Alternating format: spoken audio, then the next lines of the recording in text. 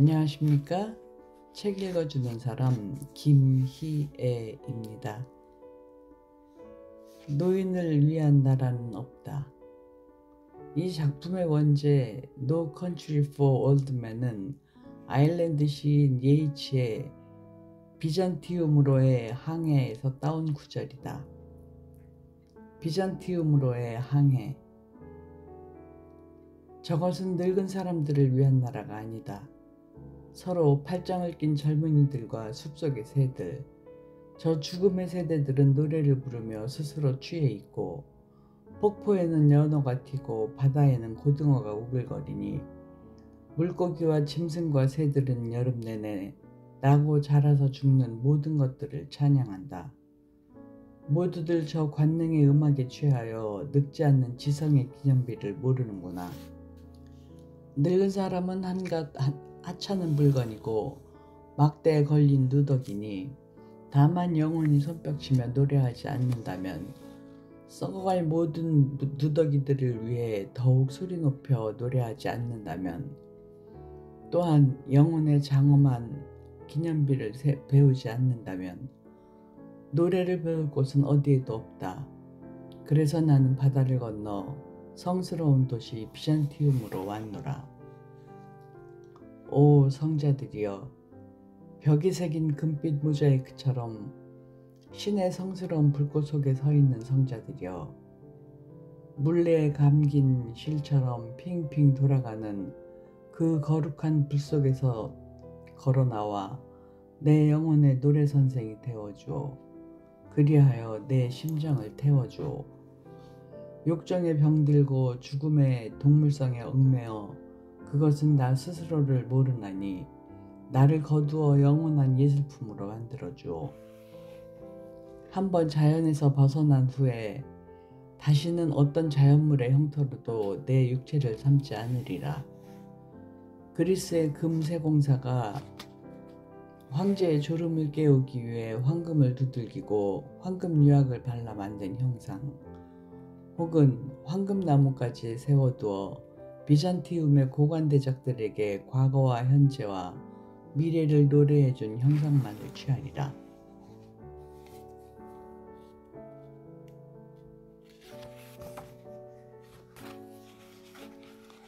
헌츠별에서 한 소년을 가스 처형실로 보냈다. 한 명, 딱 한 명이다. 내가 검거하고 증거를 제출했다. 두세 번 소년을 찾아갔다. 세 번이다. 마지막은 집행일이었다. 굳이 갈 필요가 없었는데도 갔다. 물론 가고 싶지는 않았다. 그는 14살 소녀를 죽였다. 지금도 확실히 말할 수 있지만 나는 소년에게 가고 싶지 않았다. 집행 당일은 더 내키지 않았다. 그래도 갔다. 언론에서는 치정사건이라 떠들어댔지만 소년은 치정 따위는 없었다고 했다. 소년이 사귀던 어린 여자애였다. 그는 19살이었다. 그리고 내게 말하길 자기의 기억이 미치는 아주 오랫동안 아무나 죽일 계획을 품고 있었다고 했다. 혹시라도 감옥에서 나가면 또 그런 짓을 하겠다는 말도 덧붙였다. 자기가 지옥에 갈 줄 알고 있다고도 했다. 모두가 제 입으로 한 말이다.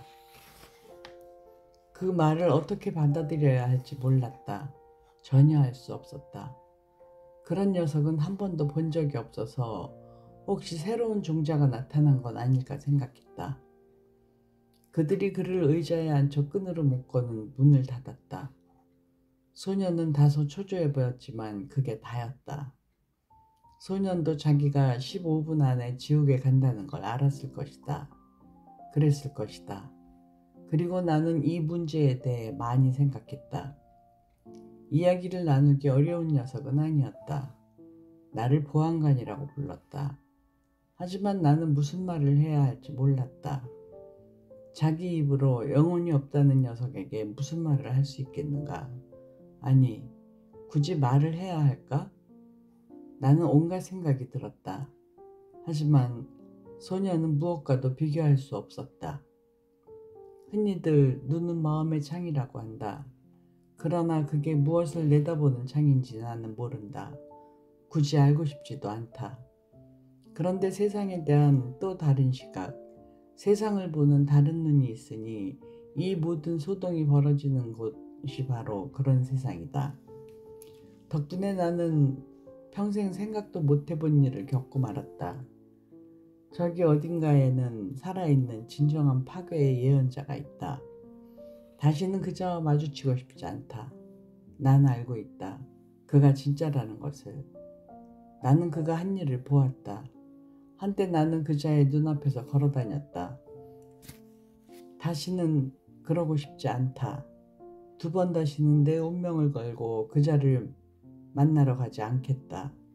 그리고 오래전 일도 아니다. 그랬었길 바라지만 누구라도 감히 그러고 싶지는 않으리라. 내가 언제나 알았듯이 이 일을 하려면 기꺼이 목숨까지도 걸어야 하니 말이다. 그것이 언제나 진실이었다. 영광 따위는 바랄 수도 없지만 그렇게 목숨을 걸어야 한다. 당신이 목숨을 걸지 않으면 그들도 안다. 눈 깜빡할 사이에 알아차린다. 어쩌면 당신은 차라리 그 편이 낫다고 생각할지도 모르겠다. 그러나 나는 모름지기 인간이라면 영혼을 모험에 내맡길 줄도 알아야 한다고 생각한다. 하지만 나 자신은 그러지 않을 테다. 이제 다시는 그러지 않으리라. 부관은 등 뒤로 수갑을 채운 시거보안관을 모퉁이에 세워두고는 회전 의자에 앉아 모자를 벗고 발을 책상에 올려놓더니 이동전화로 라마에게 전화를 걸었다. 방금 들어왔습니다, 보안관님. 녀석은 폐기종 환자가 쓰는 산소 탱크 같은 것을 지니고 있었습니다. 소매 안쪽에서 튀어나온 호스는 도살장 같은 데서 쓰는 전기 충격총에 연결돼 있었고요. 그렇습니다. 보안관님, 뭐 그렇게 보이는걸요? 와서 보시면 아실 겁니다. 네, 덮어두었습니다. 알겠습니다. 부관은 의자에서 일어나 벨트에 메어둔 열쇠를 짤랑거리며 닫혀있는 책상 서랍을 열어 감방 열쇠를 꺼내려 했다. 그가 몸을 숙이자 시건은 웅크리고 앉은 상태로 수갑 채운 양손을 재빨리 무릎 뒤편 밑으로 통과시키고는 순식간에 벌떡 일어섰다. 많이 연습한 솜씨였다. 시건은 수갑 채운 손으로 부관의 머리를 내리치고는 공중으로 튀어올라 양 무릎으로 부관의 목덜미를 강타했다. 그리고 수갑을 부관의 목에 걸어 잡아당겼다. 그들은 바닥에 나뒹굴었다. 부관은 양손을 수갑 안쪽으로 집어넣으려 애를 썼지만 소용이 없었다. 시건은 고개를 모로 돌린 채 자신의 양팔 사이로 끌어올린 무게에 힘을 주며 수갑을 바짝 잡아당겼다. 부관은 발버둥치며 발에 걸리는 휴지통이며 의자를 걷어차면서 개처럼 옆으로 움직이기 시작했다. 그가 걷어찬 문이 쾅 하고 닫혔다. 융단이 그들의 몸에 돌돌 말렸다. 그는 꺽꺽 신음소리를 냈고 입에서는 피가 철철 흘러나왔다. 부관은 자기가 흘리는 피에 숨이 막혀갔다. 시건은 더 세게 잡아당겼다. 니켈로 도금한 수갑이 뼈까지 파고들었다. 부관의 오른쪽 경동맥이 터졌고 핏줄기가 뿜어져 건너편 벽을 때리고는 아래로 흘러내렸다. 다리의 움직임이 조금씩 잦아들더니 멈추었다. 그는 누운 채 갑자기 경련을 일으켰다. 그러다가 모든 것이 멈추었다. 시간은 가만히 누워 부관의 몸을 잡은 채 조용히 숨을 쉬었다. 그가 일어나서 부관의 벨트에 매어있던 열쇠를 꺼내 수갑을 풀고 부관의 리볼버를 제 바지춤에 집어넣고는 욕실로 갔다. 시간은 찬물을 틀어 손목에 묻은 피를 씻어냈다. 그리고 이빨로 수건을 뜯어내 손목을 동여매고는 다시 집무실로 돌아왔다. 그는 책상에 앉아 입을 벌릴 채 바닥에 누워있는 시체를 뚫어지게 바라보면서 손목을 감싼 수건을 테이프로 고정시켰다. 그리고 나서 부관의 주머니에서 지갑을 꺼냈다. 그는 지갑에서 돈을 빼내 자기의 셔츠 주머니에 집어넣고는 지갑을 바닥에 떨어뜨렸다. 그리고 산소 탱크와 전기 충격총을 집어들고 밖으로 나가 부관의 차에 올라타고는 시동을 걸고 후진하여 차를 빼낸 후 도로에 올라섰다. 주 경계에서 운전자 혼자 타고 있는 신형 포드 세단을 발견한 그는 경광등을 켜고 짧게 사이렌을 울렸다. 세단이 갓길에 멈춰섰다. 시건은 그 뒤편에 차를 대고 엔진을 끄고 탱크를 어깨에 걸맨 채 밖으로 나왔다. 남자가 백미러로 문 옆으로 다가오는 시건을 바라보았다. 무슨 문제가 있습니까? 남자가 말했다. 잠깐 밖으로 나오시죠. 남자가 차문을 열고 밖으로 나왔다. 무슨 일입니까? 그가 말했다. 차에서 떨어져 주시오. 남자가 차에서 떨어졌다. 시건은 피 묻은 경찰관을 보는 남자의 눈에 의혹의 빛이 번지는 것을 볼 수 있었지만 이미 때는 늦었다. 그는 신앙치료사처럼 남자의 머리에 손을 댔다. 문을 닫을 때처럼 씩 바람이 새는 소리와 찰칵 공이가 부딪히는 소리가 났다. 남자는 아무 소리도 내지 못한 채 땅에 쓰러졌다. 이마에 난 둥근 구멍에서 피거품이 흘러나와 눈 속으로 들어갔고 더불어 그의 눈에 비치던 세상도 서서히 그 속으로 잠겨 들어갔다. 시건은 손수건으로 손을 닦으며 중얼거렸다. 나는 그저 당신 피를 차에 묻히고 싶지 않았을 뿐이야. 모스는 돌투성이 화산 마루에 부츠 뒤꿈치를 쑤셔박고 쩌그려 앉아 독일제 제12배율 쌍안경으로 아래쪽 사막을 보았다. 모자는 뒤로 젖혔고 팔꿈치는 무릎에 괴었다. 어깨에 가죽 밀빵이 달린 라이플 총을 메고 있었는데 단풍나무와 호도나무 박판 소재의 개머리판을 갖춘 1898년형 마우저 라이플 총의 누리새에 무거운 270구경 총신을 달아놓은 것이었다. 라이플 총에는 쌍안경과 배율이 같은 유너틀사의 조준경이 달려 있었다. 1마일쯤 아래로 영양이 몇 마리 보였다. 1시간 전보다 해는 낮아졌고 능선과 다틸다와 바위가 저 아래 범람원의 그림자를 드리웠다. 모스 자신의 그림자도 거기 어딘가에 있었다. 그는 쌍안경을 내려놓고 앉아서 대지를 바라보았다. 남쪽 멀리로 멕시코의 헐벗은 산들이 보였다. 강 주변에 깎아지른 듯한 지대도 서쪽으로는 국경지대에 구운 테라코타 같은 지형이 눈에 들어왔다. 그는 마른 침을 뱉고 무명 작업복의 어깨 부위로 입을 닦았다. 라이플총의 적중률은 0.5 모아였다. 1000야드 거리에서 직경 5인치 이내로 탄창군이 형성되는 총이었다. 그가 총을 쏠 장소로 골랐던 곳은 자잘한 용암더미가 쌓인 길다란 비탈 아래였는데 그쯤이면 표적이 충분히 사정거리 안에 들어올 터였다. 능선에 이르자 돌투성이 비탈에 거친 내리막길이 나왔다. 칸테릴라와 케클로가 자랐다. 그는 바위턱에 앉아 무릎에 팔꿈치를 괴고 쌍안경으로 지형을 살폈다. 1마일쯤 저편의 범람원에 자동차 3대가 있었다.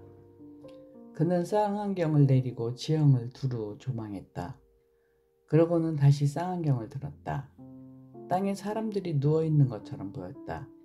그는 부츠를 바위 틈에 고정시키고 초점을 조정했다. 자동차들은 사륜구동 트럭이거나 큼지막한 전지형 타이어와 권양기와 루프라이트, 짐칸이 있는 포드 브롱코였다. 누워있는 사람들은 죽은 듯했다. 그는 쌍안경을 내렸다. 그리고 다시 들었다. 그리고 다시 내렸고 그곳에 가만히 앉아 있었다. 아무것도 움직이지 않았다.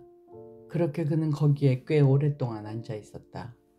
모스는 어깨에 맨 라이플총을 내리고 안전장치를 풀어 허리춤에 댄 채로 트럭에 접근했다. 걸음을 멈췄다.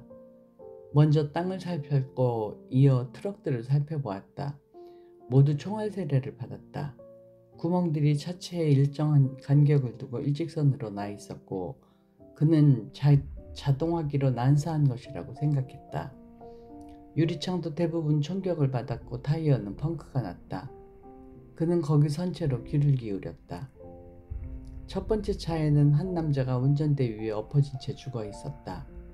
트럭 뒤편으로 황량한 누런 풀밭에 시체 2구가 더 있었다.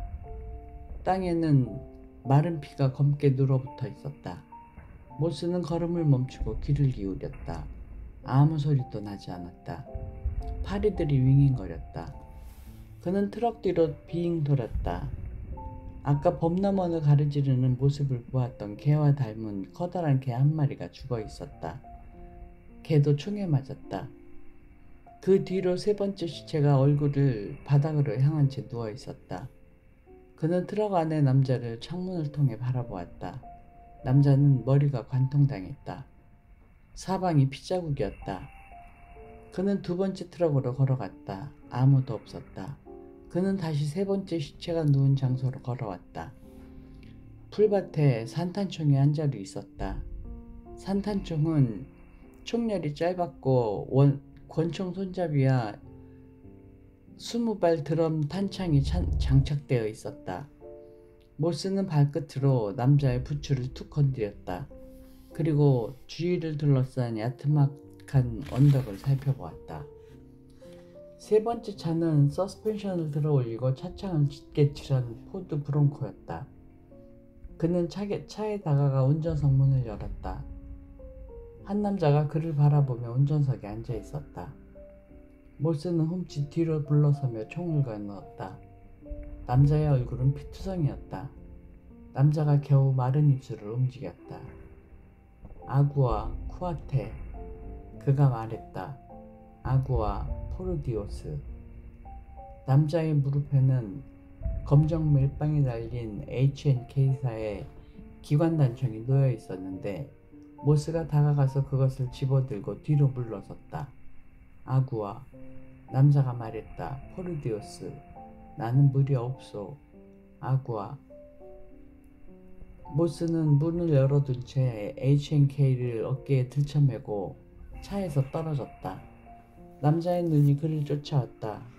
모스는 차 앞으로 돌아가서 조수석 문을 열었다. 그러고는 걸쇠를 들어올리고 좌석을 앞으로 접었다. 뒤쪽의 짐칸은 금속재 은색 방수포로 덮여 있었다.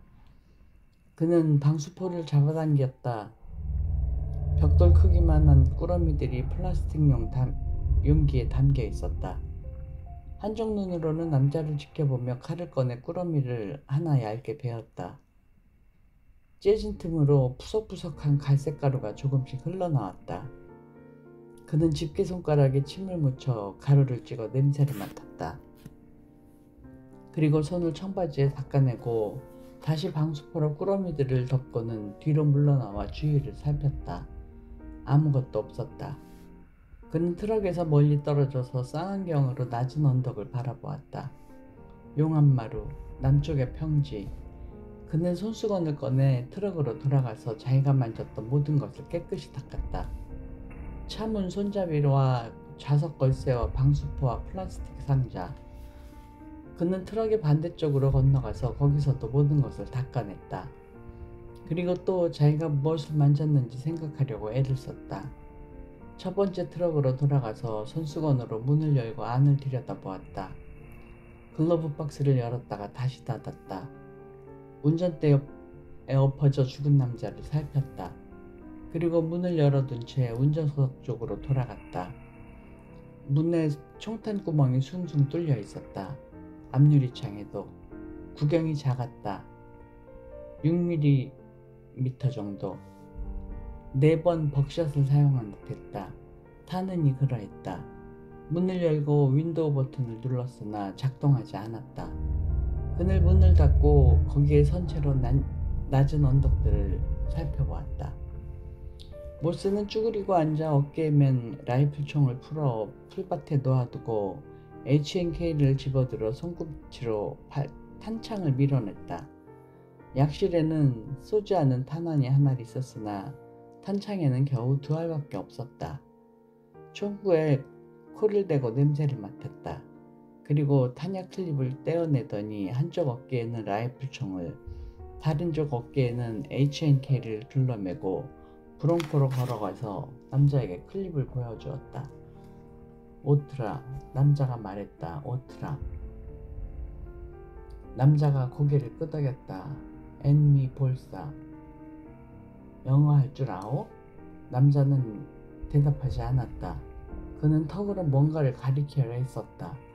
모스는 남자가 입고 있는 재킷의 주머니에서 삐죽 튀어나온 클립 2개를 볼 수 있었다. 그는 차 안으로 몸을 들이밀어 그것을 집어들고 뒤로 물러섰다. 피와 배설물 냄새가 코를 찔렀다. 그는 탄약이 가득 찬 클립 하나를 기관단총에 집어넣고 다른 2개는 자기 주머니에 넣었다. 아구아 쿠아테. 남자가 말했다. 모스는 주위를 둘러보았다. 말했잖아. 나는 물이 없소. 라뿌에르타. 남자가 말했다. 모스가 그를 쳐다보았다. 라뿌에르타 아이 로보스. 로보스는 없소. 시시. 로보스 레오네스. 모스가 팔꿈치로 문을 닫았다. 그는 첫 번째 트럭으로 돌아가서 조수석의 열린 문을 바라보았다. 문짝에는 총알구멍이 없었지만 좌석에는 핏자국이 선연했다. 열쇠는 여전히 점화장치에 꽂혀 있었고 그는 몸을 들이밀어 열쇠를 돌리고 윈도우 버튼을 눌렀다. 차창이 서서히 올라왔다. 총알구멍이 2개나 있었고 안쪽 유리창에 마른 핏자국이 퍼져 있었다. 그는 가만히 서서 생각에 잠겼다. 땅을 바라보았다. 흙에도 핏자국이 묻어 있었다. 트럭이 왔던 길인 남쪽의 칼데라 너머를 내려다보았다. 거기에 마지막 한 사람이 있어야 했다. 브롱코에서 물을 달라고 애결하던 남자가 마지막일 리는 없었다. 그는 범 넘은 위를 걷기 시작했다. 넓게 원을 그리면서 성긴 풀밭 어디에서 타이어 자국이 모습을 드러낼지 유심히 살폈다. 남쪽 30m 지점에서 어떤 흔적을 찾아냈다. 사람의 발자국이었다. 모스는 그것을 따라 핏자국이 서린 풀밭에 이르렀다. 핏자국은 계속 이어졌다. 멀리 가지 못할 거야. 모스가 중얼거렸다. 너는 그럴 수 있다고 생각하겠지만 하지만 그럴 수 없어. 그는 추적을 그만두었다. 그리고 안전장치를 푼 H&K를 겨드랑이에 끼고 가장 높은 지대로 올라갔다. 쌍안경으로 남쪽 땅을 바라보았다. 아무것도 보이지 않았다. 그는 셔츠 앞자락에 대롱거리는 멧돼지 이빨을 만작거리고 있었다. 지금쯤이면 어딘가에서 몸을 숨기고 네가 지나온 흔적을 지켜보고 있겠지. 내가 먼저 네 놈을 발견할 가능성도 없지만 내 놈이 죽지 않고 달아날 가능성도 없어. 모스는 쭈그리고 앉아 팔꿈치를 무릎에 받치고 쌍안경으로 계곡 꼭대기의 바위들을 훑었다. 다리를 꼬고 앉아 이번엔 좀 더 천천히 지형을 살폈고 그러다가 쌍안경을 내렸다. 여기서 총질을 하는 따위 멍청한 짓을 하면 안 돼. 그건 바보 같은 짓이지. 돌아서서 태양을 바라보았다. 오전 11시 무렵이었다. 이 모든 일이 지난 밤에 벌어진 건지조차 알 수 없다. 이틀 전에 일어난 일일 수도 있다. 어쩌면 사흘 전에. 아니 지난 밤이었을 수도 있다. 미풍이 불어왔다.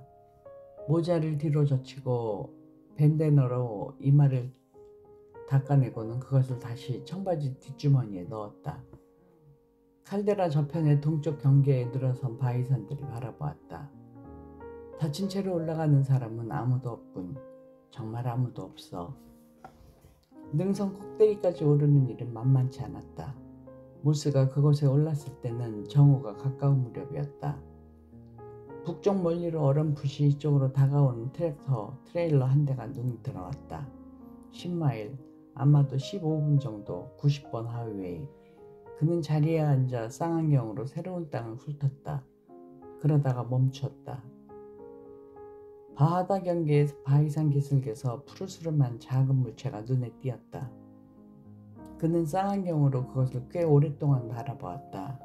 아무 움직임이 없었다. 그는 주위의 땅을 다시 훑어보았다. 그러고는 다시 그 물체를 바라보았다. 거의 1시간쯤 후에야 그는 일어나서 내려가기 시작했다. 시체는 바위에 누워 있었는데 콜트 거버먼트 45구경 자동권총 공이치기가 뒤로 당겨진 채 그의 가랑이 사이에 끼워져 있었다. 오랫동안 앉아있다가 더 이상 버티지 못해 고꾸라진 모양이었다. 눈을 튼 채였다. 풀밭에서 뭔가 작은 것을 열심히 들여다보고 있었던 듯 싶었다. 땅에도 핏자국이 있었고 그의 등 뒤에 있는 바위에도 핏자국이 있었다. 피는 여전히 검붉은색이었고 아직도 햇빛을 피해 응달해 있었다. 모스는 권총을 집어들고 엄지손가락으로 그립 세이프티를 누르고 공이치기를 풀었다. 그리고는 웅크리고 앉아 권총 손잡이에 묻은 피를 남자의 바지에 문질러 닦으려 했지만 피는 이미 너무 굳어 있었다.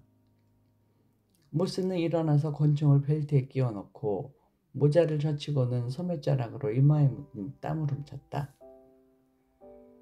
그리고 돌아서서 주위를 둘러보았다. 묵직해 보이는 가죽 서류 가방이 죽은 남자의 무릎 옆에 똑바로 세워져 있었다. 모스는 가방 안에 무엇이 있는지 짐작했고 알 수 없는 두려움에 휩싸였다. 마침내 그는 가방을 집어들고 얼마쯤 걸음을 옮기다가 풀밭에 앉았다. 라이플총을 어깨에서 내려 옆으로 치운 다음 다리를 벌려 H&K를 허벅지 사이에 가방을 무릎 사이에 끼워 세워 놓았다. 그러고는 손을 내밀어 2개의 죬쇠를 풀고 노쇠 걸쇠를 따고는 덮개를 열어 뒤로 젖혔다. 가방 안에는 $100짜리 지폐가 가득했다. $10,000 소연이 찍힌 한 묶음 따지로 고정된 돈다발이었다. 모두 합해서 얼마나 되는지 감이 오진 않았지만 그에게 멋진 생각이 떠올랐다. 가만히 앉아서 돈 다발을 바라보다가 뚜껑을 닫고는 고개를 숙였다. 그의 인생 전체가 바로 눈앞에 있었다. 그가 죽을 때까지 이어질 매일매일이, 새벽부터 밤까지의 매일매일이 눈앞에 떠올랐다. 이 모든 것이 가방 안에 40파운드짜리 종이더미에 담겨 있었다. 모스는 고개를 들고 바하다 너머로 시선을 던졌다. 북쪽에서 가벼운 바람이 불어왔다. 시원하고 화창했다. 오후 1시 그는 풀밭에 누워있는 시체를 보았다. 악어가죽 부츠가 피가 가득 고인 채 검게 변색해 있었다. 한 인생의 종말, 바로 이곳에서 남쪽 멀리의 산들, 풀밭에 부는 바람, 그리고 적막함. 그는 가방의 걸쇠를 잠그고 가죽띠를 고정해서 죬쇠를 걸고 나서 일어섰다. 어깨에 라이플총을 메고 가방과 기관단총을 집어들고 그림자로 자기의 위치를 가늠하고는 걸음을 옮기기 시작했다. 모스는 자기 트럭까지 어떻게 가야 할지 생각했고 깜깜한 밤에 사막을 헤매고 다니는 상상을 했다. 이 지방에는 모하비 방울뱀이 서식했고 밤에도 여기에서 빠져나가지 못하면 10중 8구 저 일당들과 같은 운명이 될 것이며 서류 가방과 그 안의 내용물은 다른 누군가의 차지가 될 것이다. 게다가 밝은 대낮에 가릴 것 하나 없는 땅을 자동화 기기를 어깨에 메고 수백만 달러가 담긴 가방까지 들고 걸어가야 하는 문제가 마음에 걸렸다. 그런데다 누군가가 돈을 찾아오리라는 것은 불을 보듯 명확했다. 어쩌면 여러 명의. 모스는 다시 돌아가 20발 드럼 탄창이 장착된 산탄총을 가져올까 생각했다. 그는 산탄총에 대한 믿음이 강했다. 심지어는 기관단총을 버릴까 하는 생각도 했다. 기관단총은 소유하기만 해도 감옥행이었다. 그는 아무것도 버리지 않았고 트럭으로 돌아가지도 않았다. 화산 능선에 갈라진 틈을 뛰어넘고 평평하거나 울퉁불퉁한 땅을 가로질러 갔다. 오후 늦게야 그날 새벽 깜깜한 어둠 속에서 걸어나온 방목지길에 닿았다. 거기서 1마일쯤 걸어 트럭이 있는 곳에 도착했다. 몰스는 문을 열고 라이플총을 바닥에 세워두었다. 그리고 트럭을 빙 돌아가서 운전석 문을 열고 레버를 밀어 의자를 앞으로 당기고는 가방과 기관단총을 뒤쪽에 넣었다. 45구경 권총과 쌍안경을 의자에 던져놓고 올라타서는 의자를 가능한 한도까지 뒤로 밀었고 점화장치에 열쇠를 꽂았다. 그리고 모자를 벗었고 등을 기대며 뒤편의 차가운 유리에 머리를 댄 채 눈을 감았다. 트럭이 하이웨이에 닿자 그는 속도를 늦추고 방목제의 캐틀카를 덜컹거리며 건넜고 포장도로에 진입해서 전조등을 켰다. 그는 샌더슨을 향해 줄곧 한계 속도를 유지하며 서쪽으로 차를 몰았다. 마을 동쪽 끝에 위치한 주유소에 차를 대고 담배와 물을 사와서는 다시 데저트에어로 향했다. 그는 어느 트레일러 앞에 차를 멈추고 엔진을 껐다. 트레일러 안에는 불이 켜져 있었다.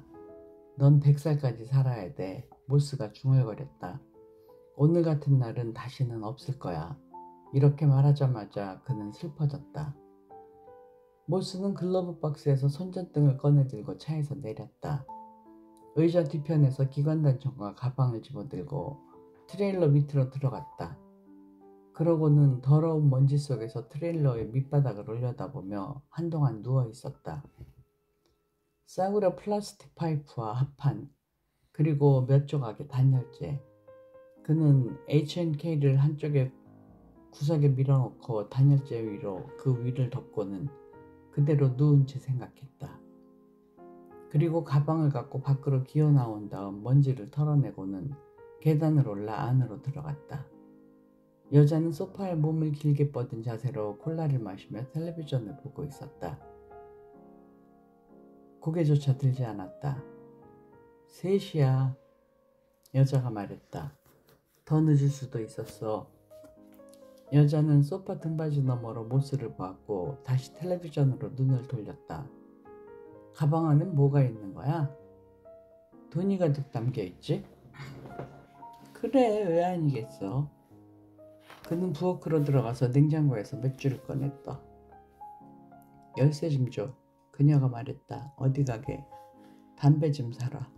담배라. 그래, 루엘린, 담배가 필요해. 하루 종일 꿈쩍도 못했어. 차라리 니코틴을 마시지 그래. 어쩌다 저리 중독이 됐는지. 그냥 열쇠를 줘. 바깥 바람도 좀 쐬고 담배를 피워야겠어. 모스는 맥주를 한 모금 마시더니 뒤돌아서서 침실로 들어가서는 한쪽 무릎을 꿇고 가방을 침대 밑으로 밀어 넣었다. 그리고 돌아왔다. 담배를 좀 사왔어. 그가 입을 열었다. 내가 가져오지. 그는 맥주를 조리대 위에 놓고 밖으로 나갔고 담배 2갑과 쌍안경과 권총을 꺼내 들고 라이프 총을 어깨에 들쳐매고는 트럭 문을 닫고 안으로 들어왔다. 그는 여자에게 담배를 건너주고 다시 침실로 들어갔다. 그 권총은 어디서 얻은 거야? 여자가 물었다. 그냥 얻었어. 그걸 샀단 말이야? 아니야, 우연히 얻었어. 그녀가 소파에서 몸을 이렇게 앉았다. 루엘린? 그가 돌아왔다. 왜? 그만 좀 물어. 뭘로 그걸 얻었다는 거야? 넌 알 필요 없어. 얼마? 말했잖아, 우연히 얻었다고. 당신이 그런 일을 할 리가 없어. 그는 소파에 앉아 다리를 테이블 위에 올려놓고 맥주를 마셨다. 내게 아니야. 돈 주고 사지 않았어. 당연히 그렇겠지. 그녀는 담뱃값을 뜯고 한 겹을 꺼내 라이터로 불을 붙였다. 하루 종일 어디 있었어? 당신 담배를 사러 갔었지? 그래, 알고 싶지 않아. 당신이 어디 있었는지는 알고 싶지도 않다고. 그는 맥주를 들이켜고는 고개를 끄덕였다. 그게 좋을 거야. 그가 말했다. 나는 전혀 모르는 게 낫겠지. 계속 입을 놀리면 당신을 가만두지 않겠어. 허튼 소리 계속해봐. 그 여자가 그렇게 말했군. 맥주나 다 마시게 놔둬. 그녀가 뭘 말하고 말하지 않았는지는 나중에 알게 되겠지. 모스가 잠에서 깼을 때 침대 곁에 디지털 시계는 1시 6분을 가리켰다. 그는 누운 채로 천장을 바라보았다. 차갑고 푸른색으로 침실을 물들이는 바깥 수은등에 으스스한 불빛이 비춰왔다. 겨울달 같은, 아니 다른 종류의 달, 외계에서 오는 별빛 같은 것에 그는 편안함을 느꼈다. 깜깜한 어둠 속에서는 잠을 이루지 못했다. 그는 이불 밖으로 발을 빼내 일어나 앉았다. 그리고 그녀는 벌거벗은 등을 바라보았다. 베개에 얹혀있는 그녀의 머리칼도 그는 담요를 끌어당겨 그녀의 어깨를 덮어주고는 일어나서 부엌에 들어갔다. 모스는 냉장고에서 물병을 꺼내 뚜껑을 따고 냉장고에 열린 문 틈으로 비치는 빛을 받으며 물을 마셨다. 그러고는 차가운 물방울이 맺힌 병을 손에 든 채로 불빛이 비치는 창밖 하이웨이를 내다보았다. 그렇게 그는 꽤 오랫동안 서 있었다. 그는 침실로 돌아와서 바닥에서 속옷을 주워 입고 욕실로 들어가서 문을 닫았다. 그리고 욕실을 통해 이어진 두 번째 침실로 들어가서 침대 밑에 가방을 끌어내 열었다. 그는 바닥에 앉아 무릎 사이에 가방을 놓고 지폐더미 손으로 속을 깊숙이 집어넣어 건져 올렸다. 20개였다. 그는 그것을 다시 가방 안에 쑤셔넣고 가방을 흔들어 돈을 고르게 다졌다. 곱하기 12. 그는 머릿속으로 계산했다. 240만 달러. 모두 헌지폐였다. 그는 앉은 채로 가만히 바라보았다. 심각한 일이군. 그가 중얼거렸다. 그냥 재수만 좋다고 생각할 일은 아니야. 그는 가방을 닫고 다시 죬새를 걸고 침대 밑으로 밀어넣었다. 그리고 일어나서 마을 북쪽의 가파른 바위 비탈 위에 떠있는 별들을 창밖으로 내다보았다. 한없이 고요했다. 개 한 마리 짖지 않았다. 그러나 그가 잠에서 깬 것은 돈 때문이 아니었다. 거기에 가면 죽을까? 그가 중얼거렸다. 설마 죽기야 하겠어? 모스가 옷을 입고 있는 동안 잠에서 깬 여자가 침대에서 몸을 돌려 그를 바라보았다. 루엘린, 응? 뭐 하자는 거야? 옷 입어. 어디 가려고? 밖에. 어디를 가려는 거야? 할 일이 있어. 돌아올게. 무슨 일을 하려고? 그는 서랍을 열어 459경 권총을 꺼냈고 탄약 클립을 빼내 살펴보고는 다시 집어넣고 권총에 벨트를 끼웠다. 내가 돌아오지 않으면 어머니한테 내가 사랑한다는 말을 전해줘. 당신 어머니는 돌아가셨어, 루엘린. 그렇다면 내가 직접 말하지. 그녀가 침대에서 몸을 일으켰다. 너무 무서워, 루엘린. 무슨 사고라도 친 거야? 아니야, 그만 자도록 해. 자라고? 금방 돌아올게. 지옥에 나가, 루엘린. 그는 문간으로 뒷걸음질을 치며 그를 바라보았다. 내가 돌아오지 않으면 어떡하려고 그래? 그게 당신의 마지막 말인가? 그녀는 가운을 걸치며 부엌까지 그를 따라 나왔다. 그는 싱크대 아래에서 빈 물통을 꺼내 수도꼭지에 대고 물을 채웠다. 지금 몇 시인 줄 알아? 그녀가 말했다. 그래, 몇 시인지 알아. 가지 않았으면 좋겠어. 어디 가려고 그래? 가지 않았으면 해. 나도 그 점에서는 당신과 의견이 같아. 나도 가지 않았으면 좋겠어. 돌아올게. 기다리지는 마. 모스는 주유소의 불빛 아래에 차를 대고 엔진을 끄고 글러브 박스에서 지도를 꺼내 유심히 살폈다. 마침내 그는 트럭들이 있을 만한 장소에 표시를 하고 하클레 방목지문에 이르는 길에 선으로 그었다. 트럭에는 썩 괜찮은 전지형 타이어가 장착돼 있었고 짐칸에도 스페어 타이어가 2개나 있었지만 이곳은 그렇게 험난한 지형이 아니었다. 그는 자리에 앉아 자기가 그은 선을 바라보았다. 그리고 몸을 굽혀 또 다른 선을 그었다. 그러고는 지도를 보며 앉아 있었다. 시동을 켜고 하이웨이에 진입했을 때는 새벽 2시였고 도로는 텅 비어 있었으며 변두리 지역인 터라 트럭의 라디오는 어느 주파수를 틀어도 잡음만 들렸다. 모스는 방목지 문 앞에 차를 멈추고 밖으로 나와 문을 열고 차를 통과시킨 다음 다시 차에서 내려 문을 닫고는 침묵에 귀를 기울였다. 그리고 트럭으로 돌아가서 방목지 길을 따라 남쪽으로 달렸다. 그는 이륙구동을 유지하며 2단 기어로 차를 몰았다. 아직 뜨지 않은 달의 빛이 극장의 영사막에 비친 빛처럼 플래카드 같은 어두운 언덕에 퍼졌다. 모스는 전날 아침에 주차했던 곳 아래에서 차를 돌려 동쪽 하클랩 땅으로 이어지는 낮은 마차길로 접어들었다. 마침내 언덕 위로 떠오른 달은 부풀어 올라 일그러진 형상으로 저 주변을 희미하게 비추었다. 그는 트럭의 전조등을 껐다. 30분쯤 후에 차를 대고 밖으로 나온 모스는 언덕 꼭대기를 따라 걸어가다 걸음을 멈추고 동쪽과 남쪽 지대를 내려다보았다. 달이 하늘에 떴다. 푸른 세상, 범람원을 가로지르는 구름들의 그림자. 빛 아래서는 더 빨리 움직였다. 그는 울퉁불퉁한 용암바위에 책상다리를 하고 앉았다. 코요테 한 마리 없었다. 아무것도. 어느 멕시코인 마약상을 위해. 맞다. 아무튼 모든 사람은 다 귀한 법이니까. 트럭으로 되돌아가면서 그는 발자국을 남겼고 달빛에 의지해 방향을 가늠했다. 계곡 상단부의 화산 용암곳 아래를 지났고 다시 남쪽으로 방향을 틀었다. 이곳의 지형을 그는 잘 기억했다. 전날 아침 산마루에서 쌍안경으로 살펴본 지형을 건너다가 다시 걸음을 멈추고 귀를 기울였다. 트럭으로 돌아온 그는 차내등에서 플라스틱 덮개를 뜯어내고 전구를 떼어낸 다음 그것을 재떨이에 집어넣었다. 그러고는 손전등을 비추어 지도를 다시 살폈다. 다음에 차를 멈췄을 때 그는 엔진을 끄고 창문을 내렸다. 그리고 오랫동안 거기 앉아 있었다. 그는 칼데라 상단에서 반마일 정도 떨어진 곳에 트럭을 주차시키고 바닥에서 플라스틱 물통을 집어들고 바지 뒷주머니에 손전등을 찔러 넣었다.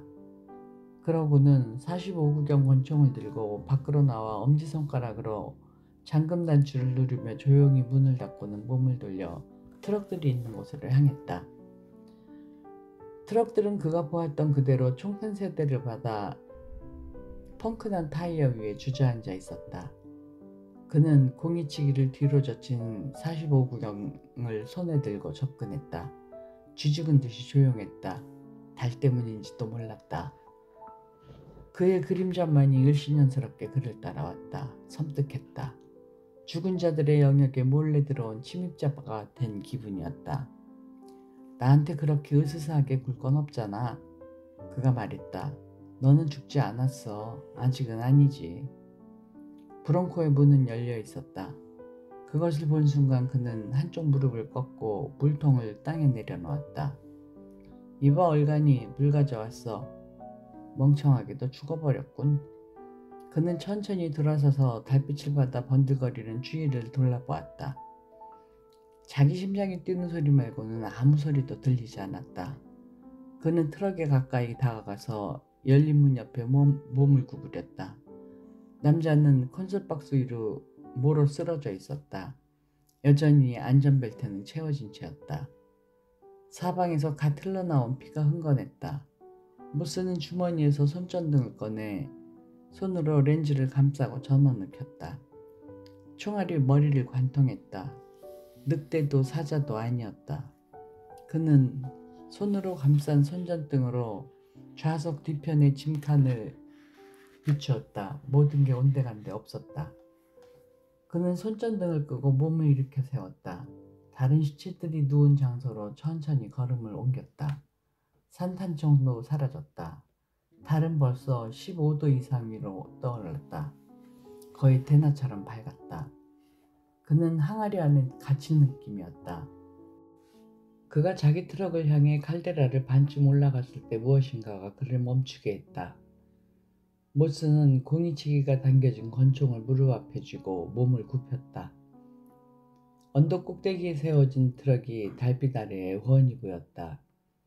그는 좀 더 잘 보기 위해 트럭 한쪽으로 시선을 집중했다. 곁에 누군가 서 있었다. 그러다가 그들이 사라졌다.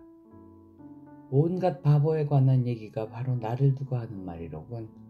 이제 나는 죽었다. 그는 45구경 권총을 벨트 뒷춤에 찔러 넣고 용암마루를 향해 허겁지겁 올라가기 시작했다. 멀리서 트럭이 출발하는 소리가 들렸다.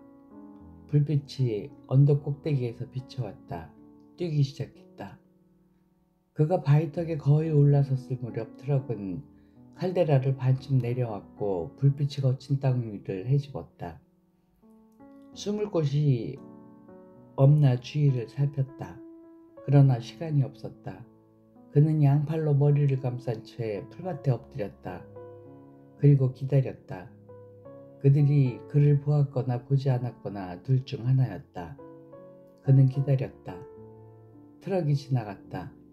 트럭이 지난 후에 일어나서 비탈길을 오르기 시작했다. 반쯤 올라갔을 때 걸음을 멈추고 공기를 들이마시며 귀를 기울였다. 불빛은 아래쪽 어딘가에 있었다. 그러나 볼 수 없었다. 계속 올라갔다. 얼마 후에 아래쪽에서 자동차의 어두운 형상을 볼 수 있었다. 트럭이 불을 끈 채로 다시 칼데라로 올라오는 중이었다. 그는 바위에 납작 엎드렸다. 조사등이 용암 바위를 한 차례 훑고 지나갔다가 다시 돌아왔다. 트럭이 속도를 늦추었다. 그는 엔진이 공회전하는 소리를 들을 수 있었다. 캠축이 천천히 구동하는 소리, 팔기통 엔진, 조사등이 다시 한번 바위를 훑고 지나갔다. 괜찮아. 이 지독한 불운에서 벗어날 수 있어. 모두에게 최선이 되도록 말이야. 엔진 소리가 다시 강해졌다가 다시 약해졌다. 배기가스가 목구멍 깊은 데서 토하듯 뿜어지는 소리. 캠축과 배기관, 그리고 어딘지 알 수 없는 곳에서 나는 소리였다. 잠시 후 트럭은 어둠 속을 달리기 시작했다. 그는 산마루에 도착해서 몸을 웅크리고 45구경 권총을 벨트에서 뽑아 공이치기를 풀고 다시 벨트에 꽂아두고는 북쪽과 남쪽을 향해 시선을 던졌다. 트럭의 모습이 보이지 않았다. 낡은 픽업 트럭으로 저걸 따돌릴 수야 없겠지. 그가 중얼거렸다. 순간 그는 다시는 자신의 트럭을 볼 수 없으리라는 것을 깨달았다. 사실은 다시 못 볼 게 아주 많겠지. 조사등이 다시 칼데라 상부를 비추었고 산등성이를 따라 움직였다. 모스는 배를 깔고 엎드린 채 바라보았다. 불빛이 다시 비춰왔다. 만약 네 돈 200만 달러를 가지고 달아난 녀석이 자동차도 없이 이곳에 있다는 걸 안다면 너는 어느 시점에서 추적을 멈추겠느냐? 맞다. 그런 시점 따위가 있을 리 없어. 모스는 누운 채로 귀를 기울였다. 트럭 소리를 들을 수 없었다. 얼마 후에 그는 일어나서 산마루의 먼 쪽으로 내려가기 시작했다. 지형을 살피면서 달빛에 물든 범람원은 광대하고 고요했다. 이곳을 건널 방법도 없지만 달리 갈 곳도 없었다. 이봐 친구, 이제 어쩔 셈이지? 새벽 4시야. 그 빌어먹을 녀석이 어디 있는지 알아? 분명히 말해주지. 그냥 네 트럭을 몰고 거기로 가서 그 개자식한테 물이나 갖다 주라고. 달은 높고 작았다. 그는 아래쪽 평원에 눈길을 고정한 채 비탈을 올라갔다. 그런 생각은 어떻게 생긴 거야? 그가 중얼거렸다. 빌어먹을 만큼 착한 생각이었군. 어련하시겠어. 트럭 소리가 들려왔다. 트럭은 전조등을 끄고 능선의 돌출부를 돌아 달빛을 받으며 범람원의 경계로 내려가기 시작했다. 그는 바위 틈에 몸을 숨겨 납작 엎드렸다. 그의 마음속에는 다른 나쁜 생각에 더해 전갈과 방울뱀에 대한 두려움이 생겨났다. 조사등이 능선의 표면 위를 훑으며 왔다 갔다 했다. 규칙적으로. 빛의 왕복에 뒤이어 돌연 어둠이 찾아왔다. 그는 움직이지 않았다. 트럭은 반대편으로 갔다가 다시 돌아왔다. 2단 기어로 움직이다가 멈추었고 엔진이 공회전했다. 그는 더 잘 볼 수 있게 몸을 내밀었다. 이마에 난 상처에서 피가 눈으로 줄줄 흘러내렸다. 어디에서 얻은 상처인지조차 그는 몰랐다. 손꿈치로 눈을 닦아내고 손은 청바지에 훔쳤다. 그리고 손수건을 꺼내 머리에 대고 눌렀다. 남쪽 강으로 가면 돼. 그래, 그럴 수 있어. 숨을 곳도 있을 거야. 사람도 없겠지? 그는 손수건을 이마에서 떼지 않은 채 몸을 돌렸다. 구름 한 점 보이지 않았다. 날이 밝기 전에 다른 곳에 가야 해. 그것이 내 집 침대 위라면 더할 나위 없겠지. 그는 침묵 속에서 푸르스름한 범너먼을 바라보았다. 숨 막힐 듯 거대한 원형 경기장 같았다. 그는 기다렸다. 전에도 이런 기분을 느낀 적이 있었다. 다른 지역에서. 다시 이런 기분을 느끼리라고는 생각도 못했다. 그는 오래 기다렸다. 트럭은 돌아오지 않았다. 상등성이를 따라 남쪽으로 걸었다.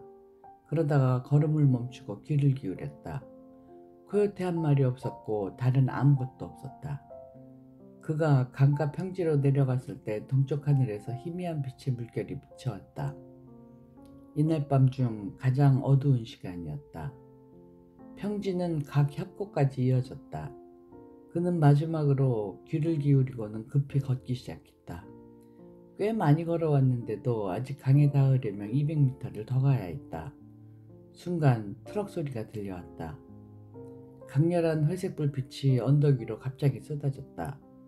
돌아보니 지평선 위에 뿌연 먼지가 일었다. 좋게 1마일은 되는 거리였다. 적막한 새벽에 울리는 트럭의 엔진 소리는 호수에 떠있는 보트 소리만큼이나 불길하지는 않았다. 바로 그때 트럭이 저속기어로 변속하는 소리가 들렸다.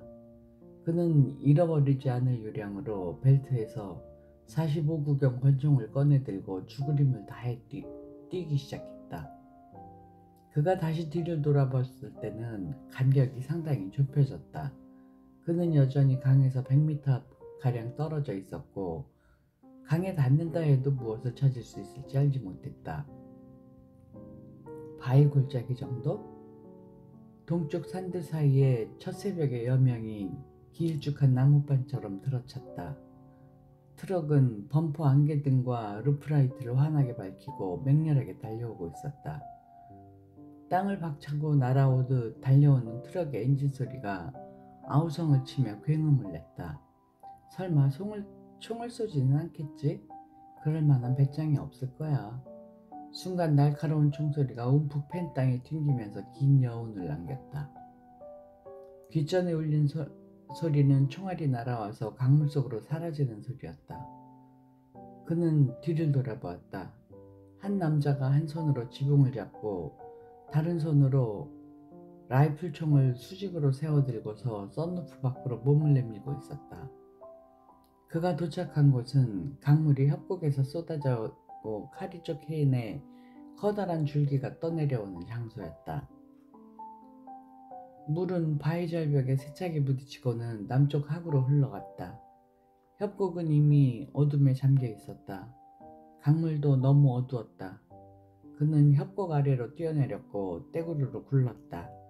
자리에서 일어난 그는 길게 이어진 모래능선을 따라 강을 향해 걷기 시작했다. 그러나 6m도 채 가기 전에 그럴 만한 시간이 없음을 깨달았다.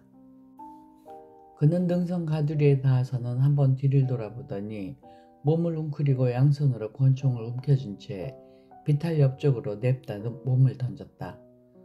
그는 자신이 일으킨 먼지와 모래가 들어가지 않게 눈을 거의 감은 채로 권총을 가슴팍에 꽉 부여잡고 굴러떨어지고 미끄러졌다. 그러다가 모든 게 갑자기 정지했고 그는 다만 아래로 추락했다. 눈을 떴다. 머리 위에서 느껴지는 신선한 아침 기운이 빙그르 회전했다. 그는 자갈이 쌓인 강둑에 떨어졌고 신음을 내뱉었다. 그리고 성긴 풀밭 사이로 대굴대굴 굴러갔다. 그러다가 멈추었고 배를 깔고 누운 채 헐떡거리며 숨을 들이켰다.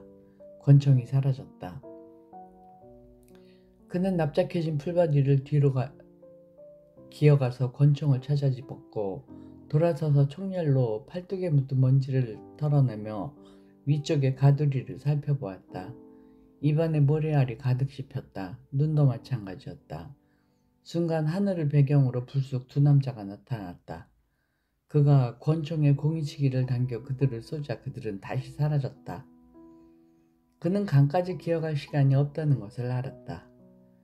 그래서 일어나서 강의 본류가 흐르는 곳을 향해 자갈 두성이 평지와 긴 모래톱을 첨벙거리며 달리기 시작했다. 열쇠와 지갑을 꺼내 셔츠 주머니에 넣고 단추를 채웠다. 물 위로 불어오는 차가운 바람에서 쇳내가 났다. 그 맛도 느낄 수 있었다. 모스는 손전등을 던져버리고 권총에 공이치기를 내리고 권총을 바지가랑이에 집어넣었다. 그리고 부츠를 벗어서 허리 양쪽에 하나씩 벨트 안에 거꾸로 끼워 넣고 벨트를 있는 힘껏 조인 다음 물속으로 뛰어들었다. 추위로 숨이 턱 막혔다. 그는 청회색 물에서 잔맥질을 하며 거친 호흡을 토해냈고 돌아서서 가두리를 보았다. 아무것도 없었다. 그는 다시 몸을 돌려 헤엄을 쳤다. 그는 물살에 휩쓸려 강구비에 밀려갔고 바위에 세게 부딪혔다. 그는 있는 힘껏 자신을 밀어냈다. 우뚝 솟은 시커먼 절벽은 안쪽으로 깊은 허방을 드러냈고 그림자에 덮인 검은 물살이 거세게 일었다. 마침내 그는 수면 아래 소용돌이 물살에서 튕겨나갔고 그 순간 절벽 꼭대기에 세워진 트럭을 볼 수 있었지만 사람은 보이지 않았다.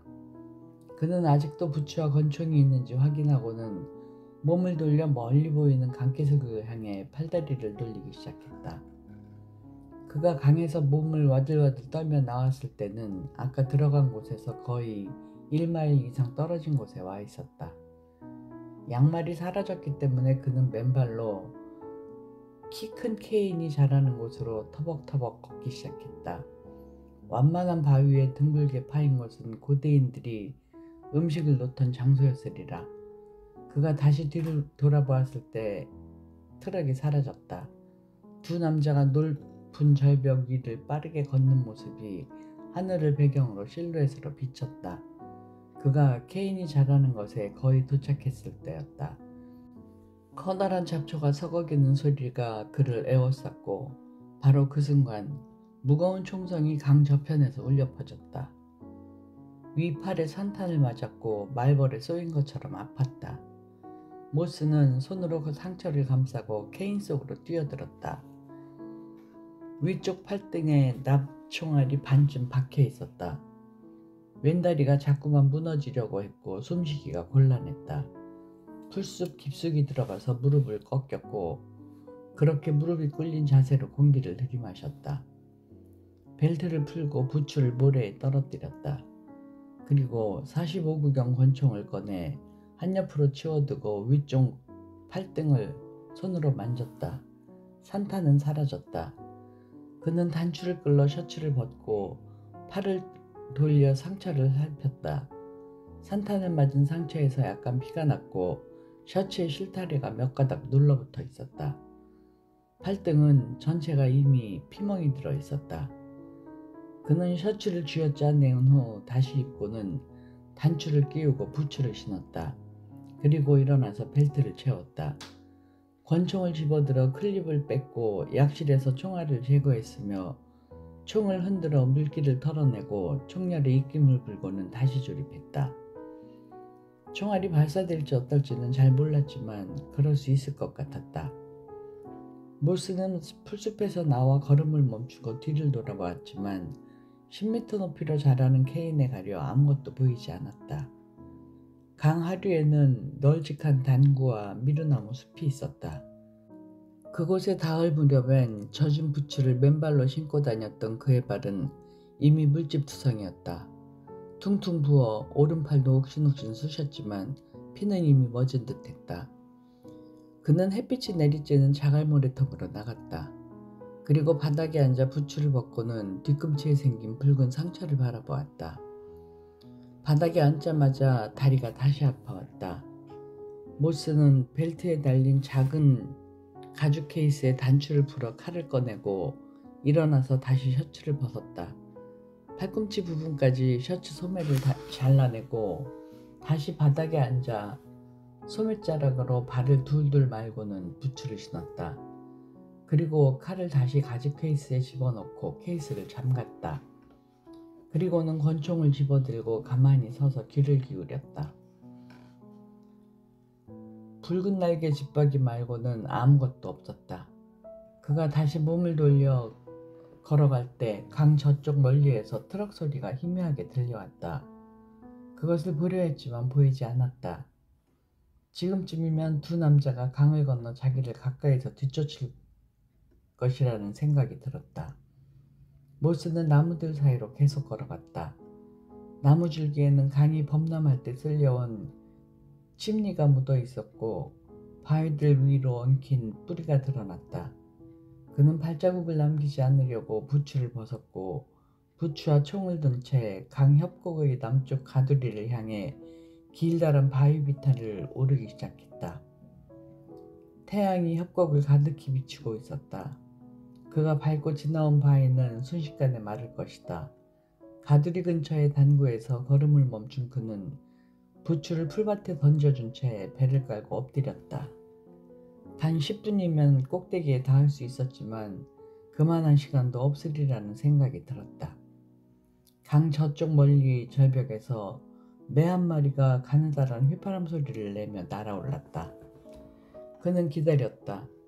잠시 후에 강 상류의 케인밭에서 한 남자가 나오더니 걸음을 멈추었다. 남자는 기관총을 들고 있었다. 두 번째 남자가 그 아래에 나타났다. 그들은 서로를 한번 힐끔 쳐다보고는 이쪽을 향해 걸어왔다. 그들이 아래쪽에서 지나갔고 그는 강 아래쪽을 지나는 그들을 지켜보았다. 모스는 그들에 대해서 생각조차 하지 않았다. 그의 생각이 미친 것은 자기 트럭이었다. 월요일 아침 9시에 군청이 문을 열면 누군가 차량 번호를 가지고 가서 그의 이름과 주소를 알아낼 것이다. 대략 24시간밖에 남지 않았다.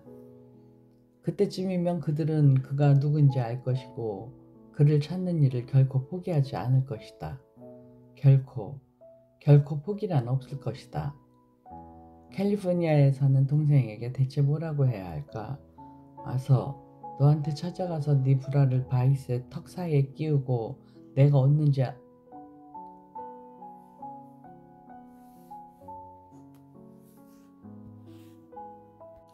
아서 너한테 찾아가서 네 브라를 바이스의 턱 사이에 끼우고 내가 어디 있는지 아느냐고 물을 때마다 단숨에 손잡이를 4분의 1만큼 돌리려는 녀석들이 있어. 중국으로 도망가는 게 좋을 거야. 모스는 일어나 앉아 소매자락으로 발을 둘둘 말고 부츠를 신고 일어나서 협곡의 마지막 고비를 오르기 시작했다. 마침내 꼭대기에 올라서자 남쪽과 동쪽으로 죽은 듯이 펼쳐진 땅이 눈에 들어왔다. 붉은색 먼지와 크레오소트, 멀찌감치 산들이 있었다. 거기에는 아무것도 없었다. 모스는 권총을 벨트에 찔러놓고 강을 한 번 더 내려다보고는 동쪽으로 걸음을 옮겼다. 텍사스주 랭트리까지는 직선상으로 50km 거리였다. 어쩌면 그보다 가까울지도 몰랐다. 10시간 아니면 12시간 거리. 발은 이미 무척 아팠고 다리도 아팠다. 가슴도 팔도 등 뒤에서 강물이 저편으로 흘러갔다. 그는 물을 단 한 모금도 마시지 않았다. 노인을 위한 나라는 없다의 1편은 여기까지입니다. 2편은 다음번에 들려드리겠습니다. 책 읽어주는 사람 김희애였습니다. 감사합니다.